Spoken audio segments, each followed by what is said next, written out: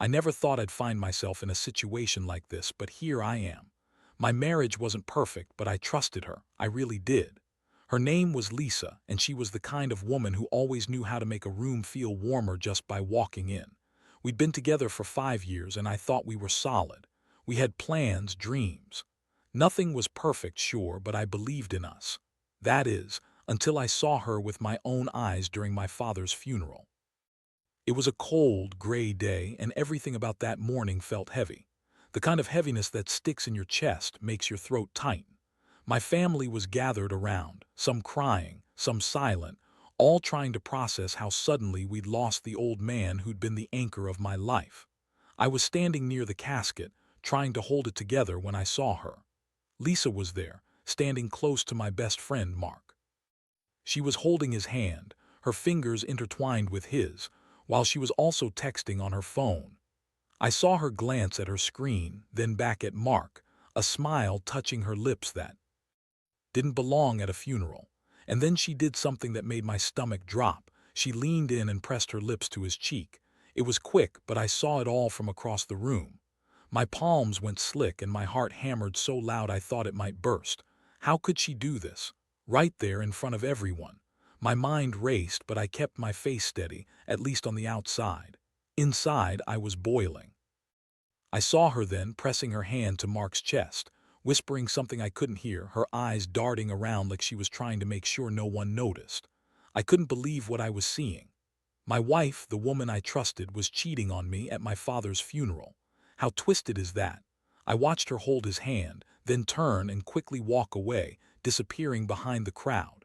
I wanted to run after her to confront her, but I was frozen.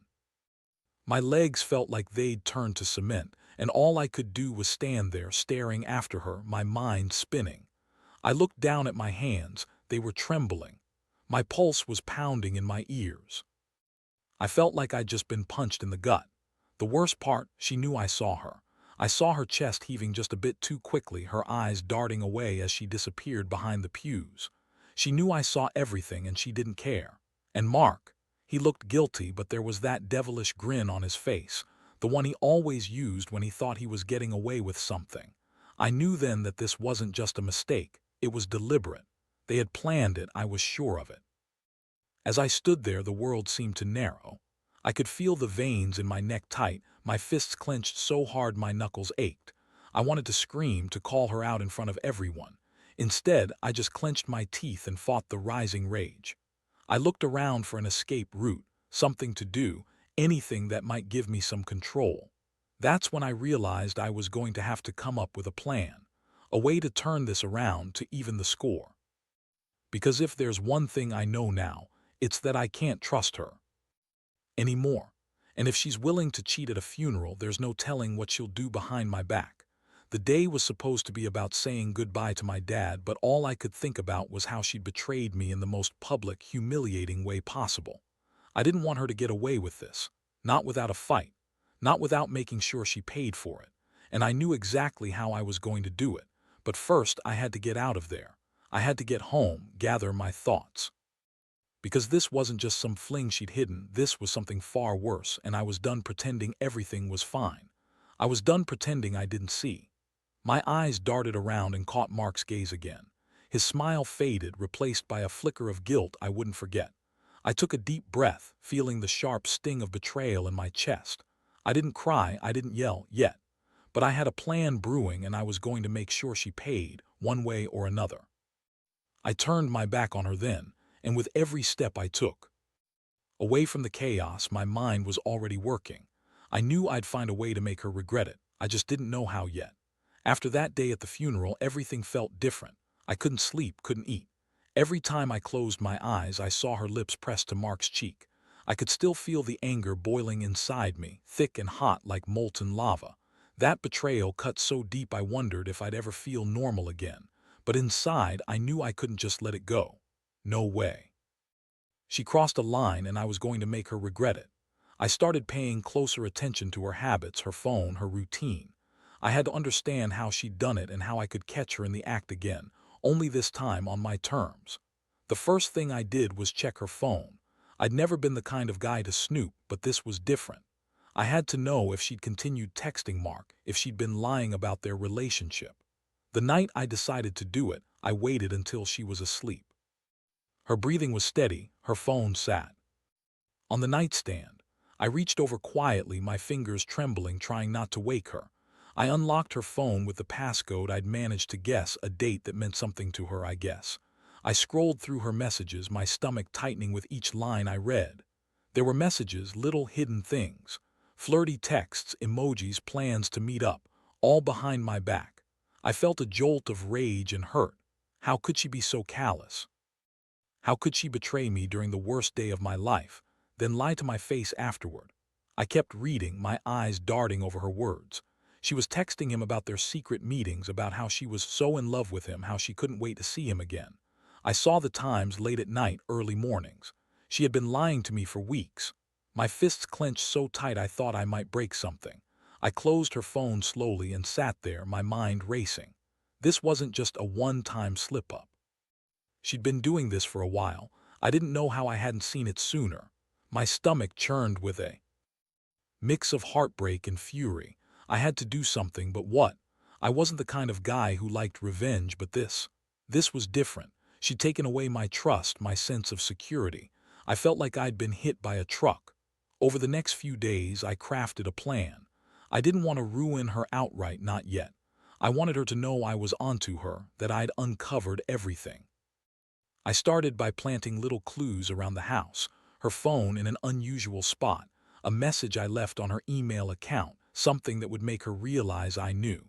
I also hired a private investigator, someone who could follow her without her suspecting. I wanted proof, irrefutable evidence that she'd been cheating and lying. While I waited for the investigator's report, I kept my composure. I didn't confront her. Instead, I played it cool, like I didn't know a thing. I went to work, smiled when I saw her, but inside I was boiling. Every moment I waited felt like my skin was crawling. And then, one evening, the report came. My hands trembled as I read it, pictures of her sneaking out late at night, meeting him at discreet spots, even one where she was holding his hand at a cafe downtown. That was the moment I knew I had everything I needed. I sat on the edge of the bed, clutching the paper, feeling a strange mixture of relief and black fury. I finally had her cornered. It was time to confront her, but I wasn't planning to do it empty-handed. I'd use what I had to make her understand that I wasn't the fool she thought I was. The next day I arranged for her to come home from work early.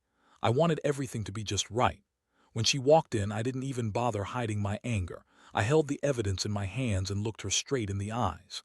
"So, Lisa," I said, voice calm but deadly steady, "I've been busy digging around. Did you really think I wouldn't find out?" Her face went pale. She stammered, trying to deny it, but the proof was right there. I watched her squirm, her hands trembling. I had her now. The game was on. I wasn't going to let her walk away so easily. "I guess mind you," I said, "that what you did at the funeral wasn't just some mistake. It was a betrayal, and I don't play that game. You're going to have to choose." I paused, letting the words hang in the air. "Are you going to keep running with him, or are you going to face what happened?" She looked at me, tears pooling in her eyes, but I saw the flicker of guilt. She knew she'd pushed me to the edge. I wasn't going to fall for her tears. I was done being the fool. It was time to show her that I was serious, that I was done with her lies, and I had a plan, a way to make sure she remembered this day forever. I wasn't going to confront her with anger alone. I was going to turn this into her worst nightmare. But first I needed to stay calm, to play my hand just right. Only then would I get the outcome I wanted. That day, everything changed. I knew I had her cornered, but I also knew I had to be smart about what came next. I didn't want her to think I was just some guy scorned, furious, and ready to blow up. No, I wanted her to see that I was calm, calculated, someone who knew exactly how much she'd betrayed me. That's when I decided to lay out my plan piece by piece. I sat her down on the couch, the evidence still clutched in my hand. Her face was pale, eyes red-rimmed, but she still had that look of defiance, like she expected to talk her way out of it. I took a slow breath, feeling my pulse still pounding from the rush of adrenaline. "You've been lying to me," I started, voice low and steady. "For weeks I found your messages, saw the photos. You've been sneaking out, meeting him behind my back, and that's not just betrayal, it's theft. You stole my trust, my respect, all those years we built together." Her lips trembled, but she tried to speak, to deny it. I cut her off. "Save it. I've got everything I need now. I'm not going to pretend I can forget this. But I do want you to understand something. I'm not just hurt. I'm angry, and I've been thinking about how to fix this. How? To make you realize the damage you've done." She looked at me, her eyes searching for some sign of mercy or maybe hope, but I had none left. I was done with apologies and excuses. I wanted her to feel what I'd felt watching her cheat on me at my father's funeral, that feeling of complete betrayal, of being nothing more than a fool. "Here, what's going to happen," I said, leaning forward slightly. "You're going to move out today. I want you gone by tonight. And I'm going to make sure everyone knows what you did." Her face twisted in a mix of shock and anger. "You can't do this. We're married. This isn't how it's supposed to end." "Oh, I think it is," I replied coldly, "and I've got proof. The messages, the photos, everything. I've hired someone to follow you, and I will be making all of this public if you try to deny or hide it." Her hands clenched into fists, but she stayed silent. I saw her eyes flick to her purse, probably thinking about what she'd take, where she'd go. I didn't care. I'd already arranged for her to leave that evening, with me making sure she didn't sneak anything back or try to spin some story to the neighbors. I knew I'd be the one to do the talking to everyone. I'd tell them I was betrayed, that she'd been unfaithful, that I was done. I wanted her to feel the shame, the humiliation that she'd given me, public and undeniable. That night she packed her things. I didn't touch her or yell at her. Instead, I simply watched her gather her clothes, her face a mask of defiance and guilt. When she finally looked at me, I said, "You're leaving, Lisa. And I want you to remember this. Trust is hard to earn, easy to break, and nearly impossible to fix. You crossed a line I can't forget." The door slammed behind her, and as I watched her walk away, I felt a strange sense of calm. This was the end of the lie she'd been living, the end of the betrayal. I knew I'd never forget what she did, but now I had the power. I turned her own game against her. I sat alone in the house afterward, the silence deafening. My stomach was tight, my hands still slightly shaky. I could feel the weight of everything I'd uncovered and done. I looked around at the empty rooms, at the quiet remnants of a life that had once been full of promise. It hurt. It still hurt. But I also felt something else: relief. I'd taken control, even if it meant going through hell first. I'd stand tall because I knew I'd done what was necessary. I'd made her see that betrayal has consequences. And as I sat there, I wondered how she'd live with herself after this, because I knew I wouldn't be the fool anymore. I'd rebuild, I'd move on, but she'd have to live with what she'd thrown away. And that, I thought, was the sweetest revenge of all. Would you like me to continue with the next part? The days that followed were a blur of planning and reflection. I kept my focus on the core plan, making her regret what she did and making sure everyone knew the truth. I wasn't about to let her slide away scot-free just because she'd chosen to cheat and lie.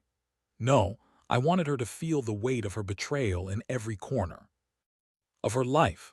I started by talking to a few friends and colleagues, carefully dropping hints about her behavior without revealing too much. I wanted to plant seeds of doubt, make her reputation start to crack. Meanwhile, I kept my distance from her family, letting them see what she'd done without outright telling them. People talk, and word spreads faster than I expected.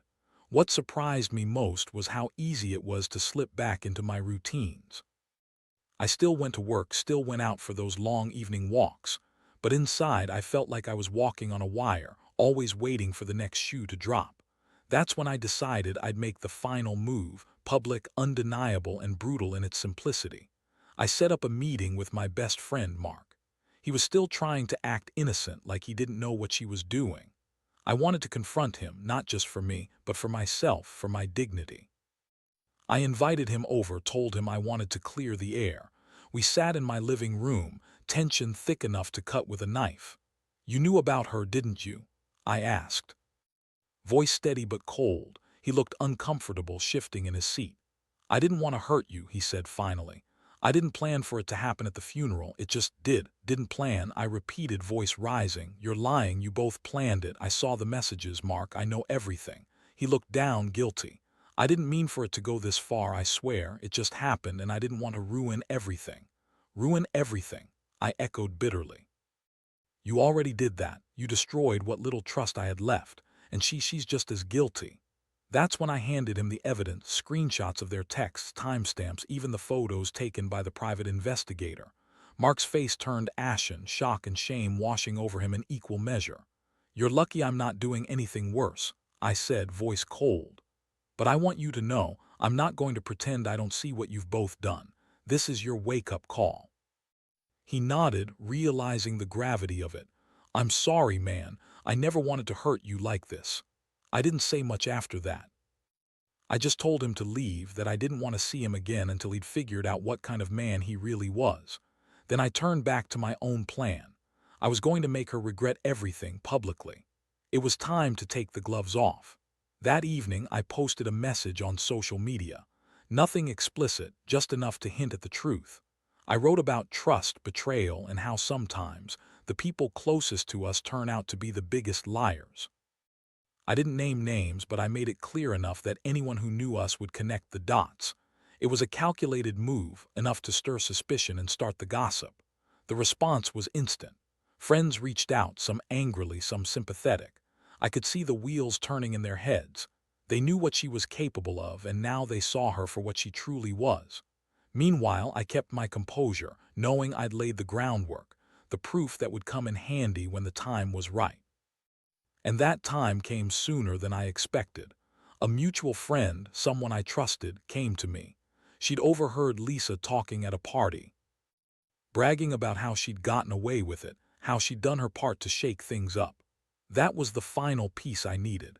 Lisa was boasting about her lies, her cheating, her manipulations. She thought she was untouchable. That was when I realized she was still acting like she had all the power.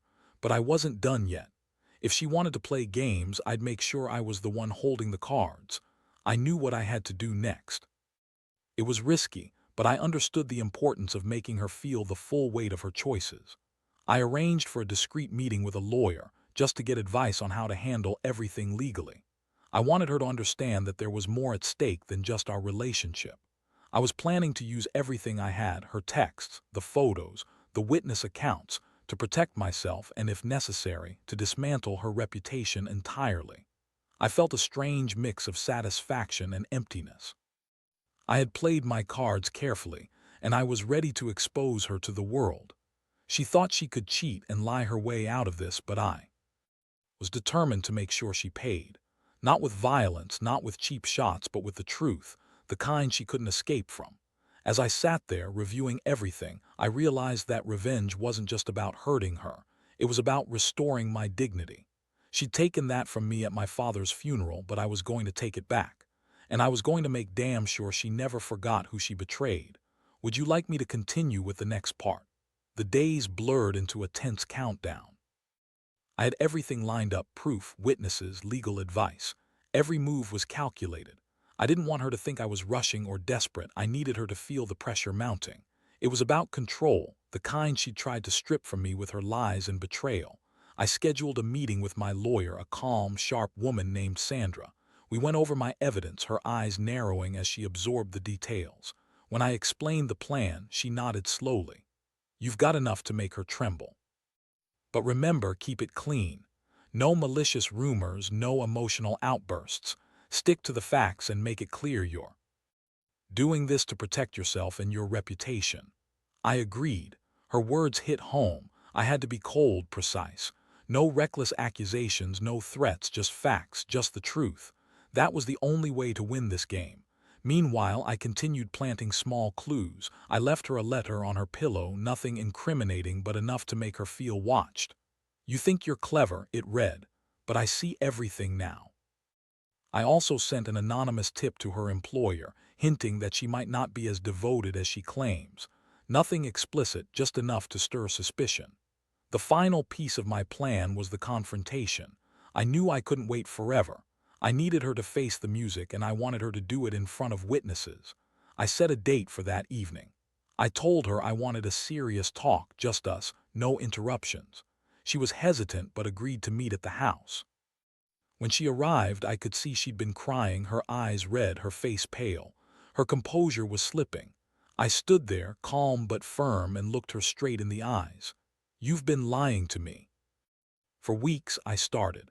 You betrayed me at my father's funeral and you've been sneaking around behind my back. I have proof, screenshots, witness statements, everything. Her hands shook as she tried to speak. I didn't mean for it to go this far. I was confused. I didn't think you'd find out. Too late for that, I said. I've already made sure everyone knows. Your coworkers, friends, even some family members. You can deny all you want, but the truth is out there. She looked at me, her eyes pleading. Please don't do this. I didn't want it to end like this. I'm ending it, I replied, voice steady, but not just by leaving. I want you to really understand what you've done. You can stay here, but I'm making it clear I'm divorcing you, and I'm going to tell everyone what you did, because I refuse to be made a fool anymore. I pulled out my phone, showed her the evidence I'd gathered, and then sent a message to her boss and a few mutual friends. The shock on her face was priceless. She knew she'd lost control. The atmosphere was thick. With tension, she looked defeated, broken, even furious. You're just going to ruin me, she spat. No, I said softly. You did that all by yourself. I'm just showing everyone who you really are. She finally broke down, tears streaming down her face, but I didn't feel sorry. Not anymore. I'd learned that sometimes you have to hit below the surface to make someone understand the depth of their betrayal.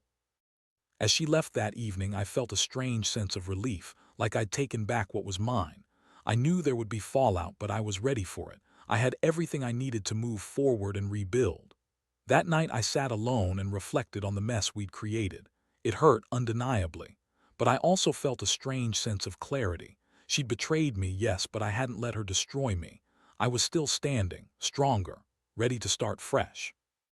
And I learned something important. Sometimes, the only way to truly get revenge is to expose the truth, own your pain, and walk away knowing you did what was right.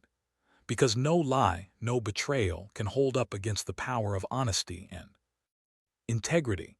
Would you like me to continue with the final part? The aftermath was a whirlwind I never expected.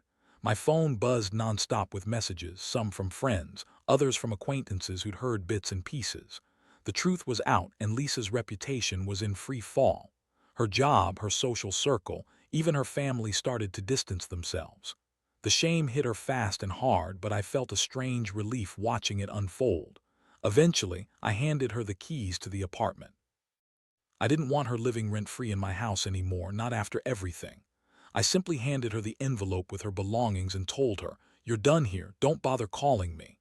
Her eyes flickered with a mixture of fury and despair, but I didn't care. I'd done what I set out to do. I'd restored my dignity piece by piece. In the days that followed, I focused on healing. I took time off work, blocked her contacts, and reconnected with friends I'd ignored. I didn't want revenge to be just about her downfall. I wanted to rebuild my life, stronger and smarter. The feeling of betrayal still stung, but it was tempered by the satisfaction of having taken control when I thought I'd lost everything. Looking back, I realized the key lesson. Betrayal cuts deep, but the greatest power lies in owning your story and refusing to bow to the chaos it creates. I didn't lash out in anger. I used my pain as fuel to turn the tables. That's what made the difference. I didn't wait for her to face the consequences. I made sure she did, and I did it in a way that left me feeling victorious, not broken. Now I can finally breathe. I can move on without the weight of her lies hanging over me. I still miss the person I thought she was, but I know better now. Trust is fragile, and betrayal is a lesson I'll never forget. It's a hard-earned lesson, but a necessary one. To anyone out there going through something similar, don't let betrayal destroy you. Use it to reclaim your strength. Keep your integrity, stay calm, and remember, sometimes the best revenge is simply living well and proving that you're better off without the lies. The worst day of my life became the turning point I needed. I learned that the truth always finds a way out, and no deception can stand against someone who refuses to be beaten. I walked away from that chaos with my head high, knowing I did everything I could to come out the other side stronger. And I promise you, no matter how dark it gets, there's always a way to reclaim your peace. You just have to be willing to face the storm and come out the other side better than before.